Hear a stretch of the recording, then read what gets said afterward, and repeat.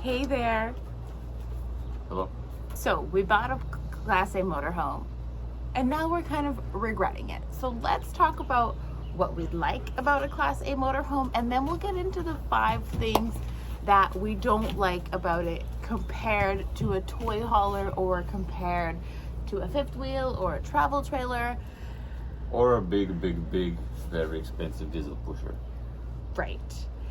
The importance is, it's like now we've been traveling for about 5 months. So like we know more about what our family needs. And when you're just starting out, you don't know what you don't know.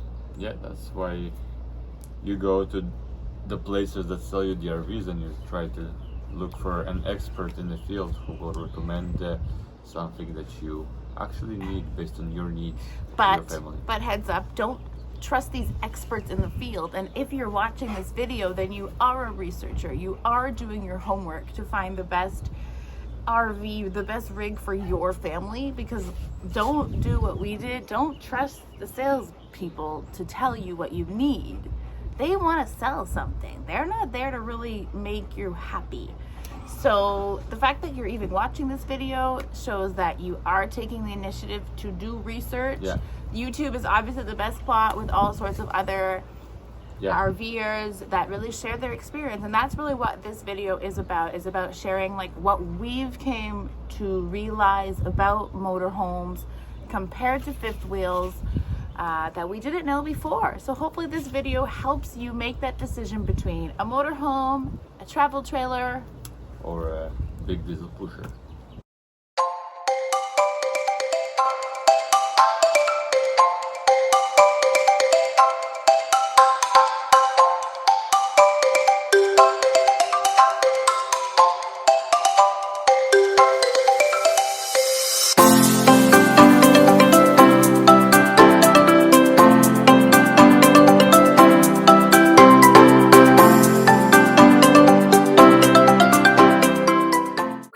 Before we get into the stuff we don't like about the motorhome, let's talk about the highlights, the benefits of what we do like about having a motorhome.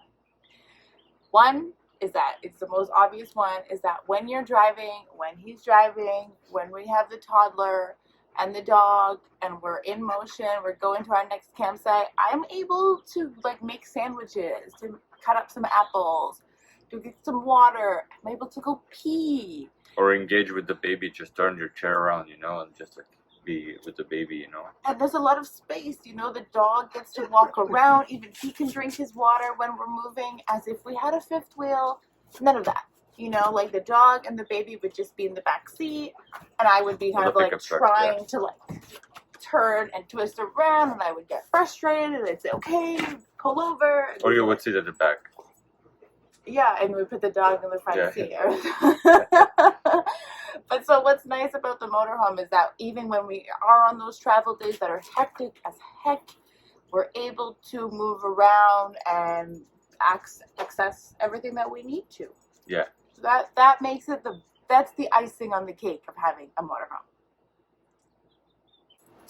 So because it's an only 31 feet motorhome, we like it because we can fit everywhere, like any parking lot, any Walmart parking lot, any campground, any provincial park, the vet's office. Like there's actually almost no restrictions like where you can go with a motorhome this size. Even I've driven it, so it's easy to drive. Yeah, it's easy. Big windows, there's no rear view mirror, but it's easy to drive. It's easy to drive. It's brand new. There's nothing wrong with it right now. Knock on wood. Yeah, it's easy. Like thinking if comparing that to a fifth wheel or anything bigger than that would be challenging, and you probably would not be able to fit in most of the places. Yeah, like when you're really big, you always have to be doing calculations of where you're supposed to go, where you're allowed to stop. And if you're already booking the pull-through sites and not the backup sites, like you'll pay premium for those sites. You pay more money for those. As like we're able to just back into anywhere where we fit our little bus in there, and we're good to go. Yep. A lot of people really like the motorhomes because you're able to just drive to a parking lot and theoretically you can just sleep there. You can boondock Yeah. anywhere because you have a generator in the rig. Yeah. You have everything that you need to just set up your camp to sleep anywhere. Yeah. As with an RV or a toy hauler, travel trailer, there's no generator. You would have to have a portable generator. Yeah, that you It's not connect. built into the rig. Yeah. So even though we could boondock, we haven't boondocked yet. No. No, not yet. But, Difficult because we're traveling with a toddler. We need like. but we did, you know, when we stopped at some parks and it gets really sometimes really hot inside the rig, so at least you can run the generator Yeah. to run the AC and cool down the place. Like on travel days when we have the dog and we want to go to lunch in a restaurant, we'll just pop on the generator and he's got AC. Yeah. He's living the dream. Because in Florida, of course, here it does get hot some days. It's not always hot, but when it's hot, it's hot.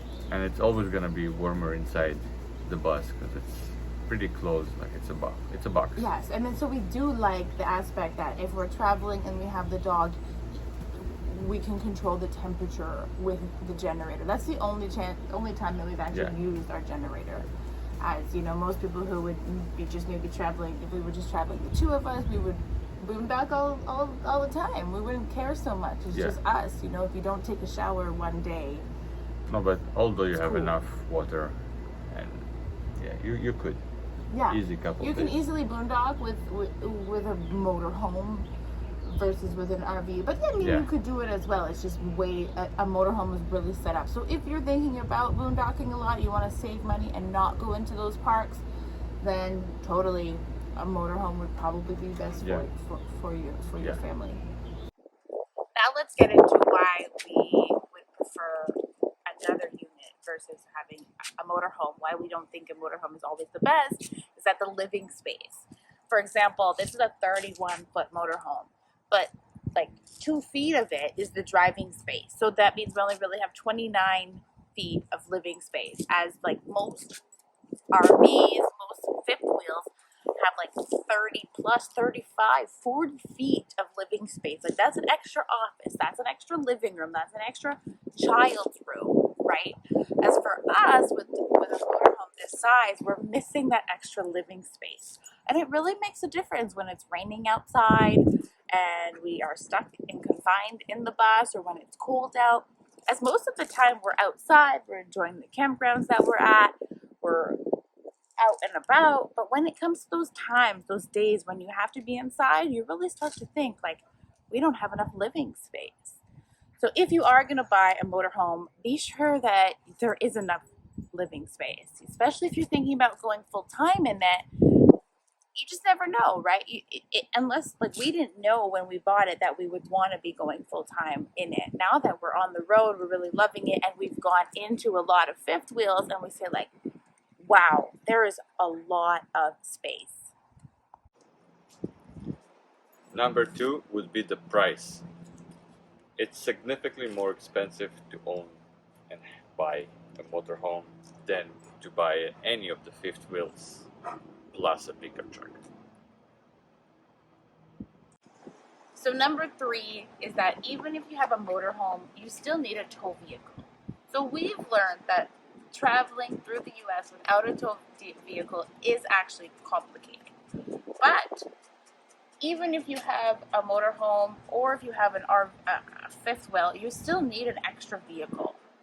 So if you already have an expensive payment on your bus, having an extra car is even more expensive versus if you have a fifth wheel and a pickup, it can be way cheaper than just having a motorhome. As what we're going to notice now is that we still have the bus and we're going to be towing a vehicle. And so it's not like you have a motorhome and like you don't need a vehicle. You need a vehicle if you're going to be living full time in an RV. If you plan on traveling for a while, a vehicle really does help at seeing local attractions, going to do groceries, all of that jazz. So you're really, just because you bought a motorhome doesn't mean that you don't need a car or you can just depend on biking. You need that car. one more thing to consider is maintenance. When it comes to maintenance or any repairs on an RV, you're gonna pay a really top dollar. So by you having a pickup truck, and if something breaks in a pickup truck, it's much cheaper to fix and easier to find than something to service on an RV. When we had a problem with our RV, we had to call at least 15 places to inquire about a repair, and they were all booked months in advance. So yeah, that's another thing to consider. It's gonna be much harder to find and service one of these guys. So because it also has a motor inside it, that's another thing that can go wrong, and you can get strangled in the middle of the road with this big thing. So again, if you would need to call service and somebody to rescue you from the middle of the road with this thing, ouch.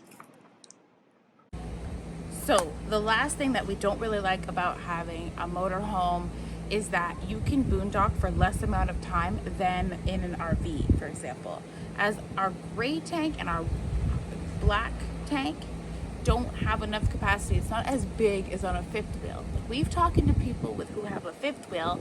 If they go to a state park or anywhere that there's no sewer hookups, they can stay there for a week, 2 weeks without having to dump. As with our tanks, we need to dump every 2 to 3 days. So if you're really looking at spending time out in the wilderness where you're not gonna have hookups, then a fifth wheel has much more carrying capacity for our human waste. So that's things to consider if you're looking at buying a fifth wheel or a bus, a motorhome.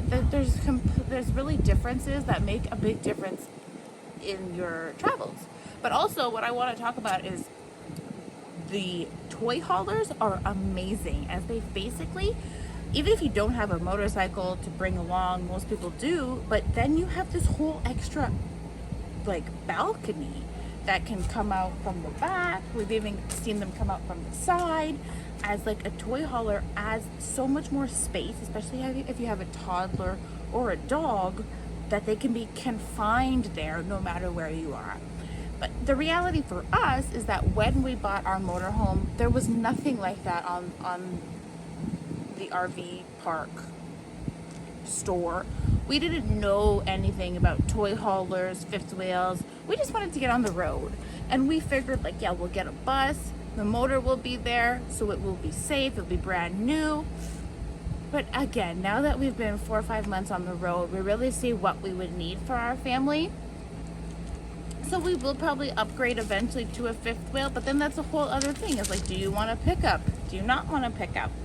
So it's really what depends on what your personal preferences are, and take the time to go shopping. Take the time to watch a lot of YouTube videos, because once you're in that contract and you do buy an expensive bus and you take it off of the lot, you've just lost thousands of dollars that you'll never be able to recoup. So you better just be happy and be pleased with what you have. So even though we've broken down things that we don't like about it and things that we do like about it, we're still happy that we're on the road. We're doing the unconventional, we're taking risks, we're meeting new people, we're learning new things, gaining new perspectives, and that's what it's all about. So please be sure to subscribe to Freedom Champagne for more full-time family travel realities and fun and information that will help you and your family get on the road as well. So we mentioned in the beginning of our video a diesel pusher, and I specifically love the diesel pushers. They are huge machines. They get to like 42, 43, 45 feet long. Only one thing about them is crazy, that they are very expensive. Those are like $500, $600, $700,000 units, you know, when they're brand new. But it is possible to get one, I don't know, 2009, 2010, and you can get them for, you know, pretty reasonable price. I would say even cheaper than one of those brand new Class A motorhomes. You have all the living space in those huge monsters. You have many slide outs, you have many storage, you have generators, you have huge living space. You can tow a vehicle behind with no problem. You use diesel, so it's maybe more expensive, but it gets you way further than on gas. And they're much more reliable. Like those engines, they go like millions of miles um, of service. Like so. Yeah, maybe one day, but I think for our needs, a fifth wheel with a pickup truck maybe would be better. So as I mentioned, we're happy that we have a motorhome. Don't get us wrong. It's really an incredible thing that we decided to jump into it, not really knowing everything. And so in terms of perspective, it is just our first bus. As a lot of people we speak to are on like their fifth or sixth rigs, right? It's okay to, like, if you get into one, you can make use of it in different ways, and then when it's time, you can make that trade without losing so much money. So what we're going to do in the meantime is every winter we're going to be traveling to the southern US, escaping the cold of Canada. But in the summer, we're also going to be renting out the bus, so giving families the opportunity to enjoy the motorhome on their trips around Canada. Quebec is really nice, the Maritimes, lots of areas close to Ottawa that will be able to rent out the bus, and other families can really enjoy it. And like we mentioned, it's really easy to drive. You can get it into any campground, so even the national parks, state parks, provincial parks, like, you're able to bring this bus into, and that's really why we wanted it, because it is smaller, so that we could access all of the fun parks that we've got to stay in Florida, and many more to come.